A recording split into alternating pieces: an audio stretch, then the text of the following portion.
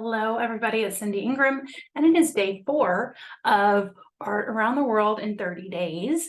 And I will be sharing a new work of art every weekday for the month of July, all contemporary art, all from artists around the world.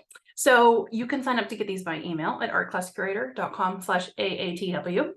And today we're going to look at an artwork from Italy, and the artist's name is Andrea Salvatori. So I'm going to go straight in. I don't want to make this video too long. Yesterday's ended up being longer than I wanted it to be. So we are going to go straight into it. All right. So our artist today is Andrea Salvatori, and the name of these artworks, I thought they had a name. It might be All Art is Immortal. It was on the website, it had said something like that, but he didn't have titles on a lot of things, so I'm not exactly sure. But so this artist is a sculptor who works primarily in ceramics and clay, and he doesn't make sort of like vessels and things. He makes more artistic things. He likes to combine like kitsch objects and clay and transform things into new, like usable functional things into non-functional things.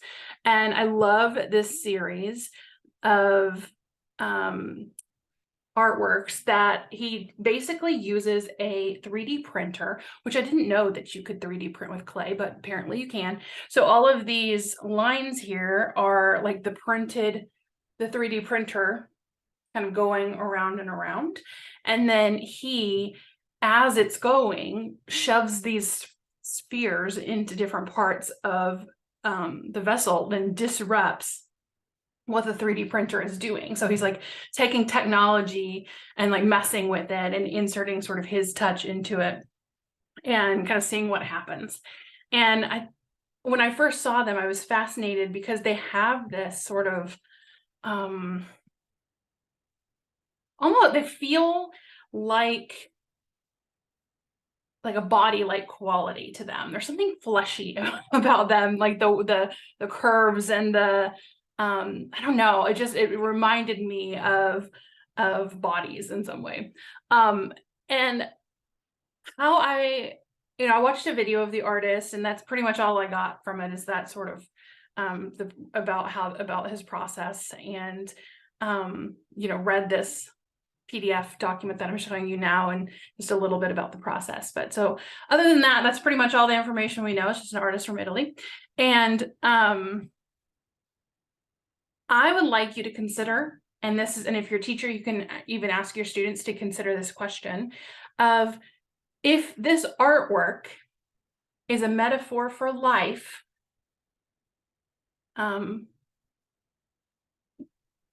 describe that. This artwork as a metaphor for life. So, maybe those strands are time, and the bulbs are like big events in your life, or maybe it's your feelings, and the big bulbs are, maybe it's a show of grief and how grief kind of comes into the flow of life, or it could be many things. Those are sort of the things that I think of when I look at this, and how we live our lives like trying to keep everything stable, keep everything perfect, keep everything pristine, and make this like beautiful vessel. But what if life is not like that? And what if we accept that? And what if that's what makes it beautiful? So that's what I think of when I look at these sculptures. They just give me this sort of metaphoric, symbolic quality to them. So I'm going to show you a couple of them. He's oops, this needs to be shrunken a little bit.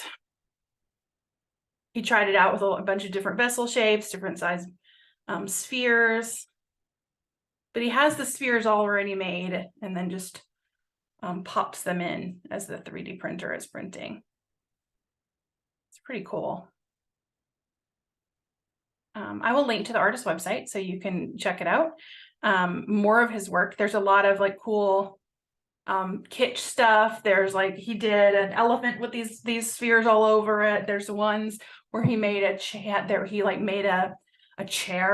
out of out of clay, and it's based off of like a plastic chair. And then, but then he put the spheres on it, made the chair completely like non-functional object. And so that's another thing you can kind of consider is form or like, does it need to have a function, and compare it with kind of ceramics of the past.